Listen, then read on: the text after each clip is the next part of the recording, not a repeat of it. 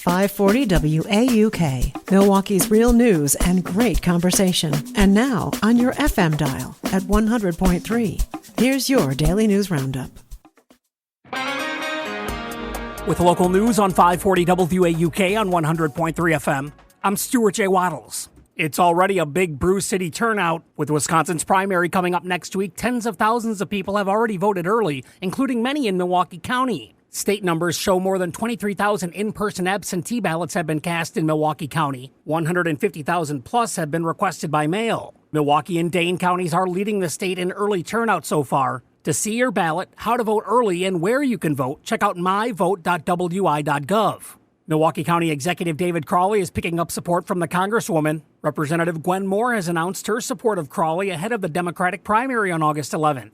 Moore said Crawley is ready to be the next governor of Wisconsin, arguing he has delivered results in the Badger State time and time again. Crawley has also received endorsements from Governor Tony Evers, labor unions, and more. Crawley dropped out of the race last month, but re-entered following the withdrawal of Lieutenant Governor Sarah Rodriguez. 4 people are in custody following an exchange of gunfire at a Glendale apartment complex. Police were called to North Sydney Place early yesterday morning for a report of armed people trying to steal a vehicle. As officers were responding, gunfire was exchanged between the people involved. 1 person was taken to the hospital with injuries not life-threatening. 4 others, including 2 minors, were arrested. Police have not said which person was shot or what charges could be filed, but noted there's no further risk to the public.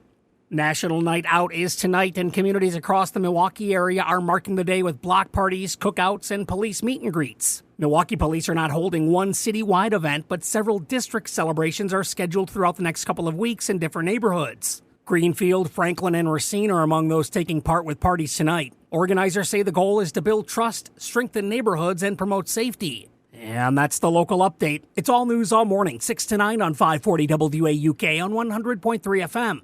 News anytime at WAUKradio.com. I'm Stuart J. Waddles.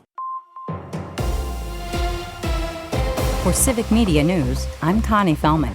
The EF3 tornado that devastated parts of Appleton and Menasha last week was one of the largest our state has ever seen, according to local weather experts. The tornado was estimated to have winds up to 140 miles per hour and was more than a mile wide at one point. It's been more than 4 decades since we've seen a tornado that strong in the area. That was back in 1984 when an F4 touched down in the town of Butamore.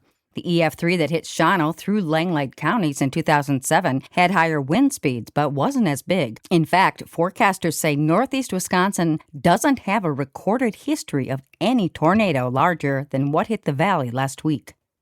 After searching throughout the weekend, the Door County Sheriff's Office says they found the bodies of 2 missing kayakers near Washington Island yesterday. 20-year-old David Thalman and 20-year-old Francesca Warwick, both from Illinois, were last seen Saturday evening. Authorities say the 2 were kayaking in the waters off Washington Island. They say neither was wearing a life jacket.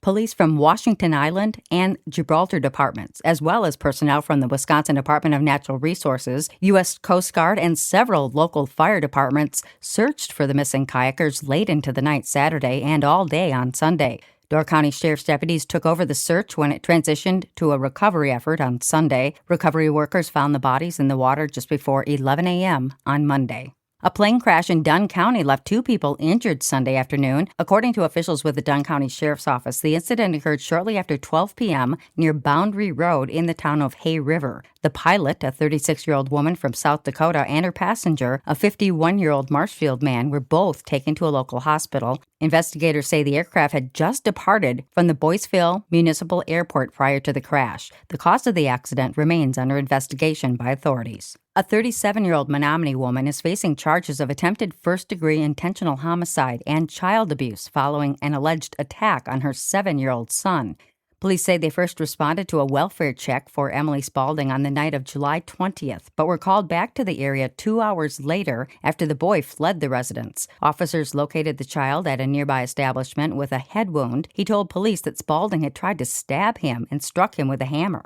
Spaulding was taken into custody and has been moved to the Winnebago Mental Health Institute for a psychological evaluation. The Wisconsin Department of Natural Resources is looking for help with statewide surveys. Officials say volunteers are needed to assist with monitoring deer and game bird populations across the Badger State, known as Operation Deer Watch and Game Bird Survey. Data gathered during the survey helps scientists understand the reproductive status of those animals and make decisions on wildlife management. Participants would just need to submit sightings on a mobile app and don't need to register. The Wisconsin Supreme Court has taken their show on the road. Oral arguments have been scheduled for Chippewa Falls in October. Officials say the Justice on Wheels event will help people learn more about the court, the appellate process, and the role of the judicial branch. And the hearing will be open to the public. More information, including the case and seating details, will come out later.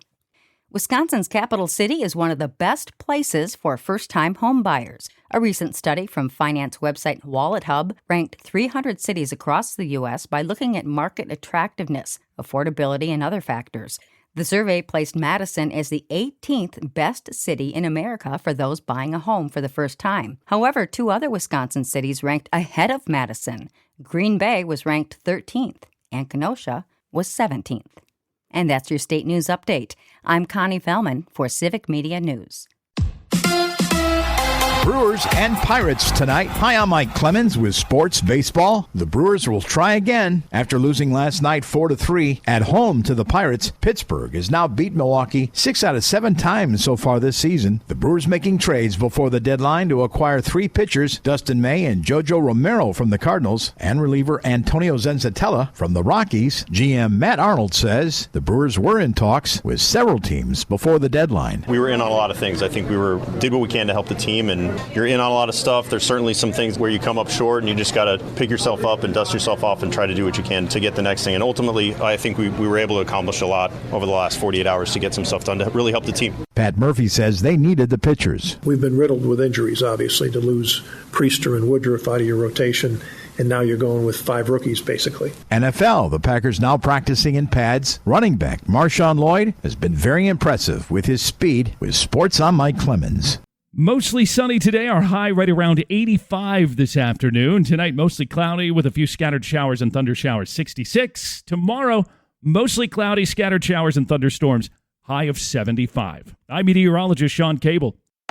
That's your Milwaukee News Roundup from WAUK. Find more news anytime at WAUKradio.com/news.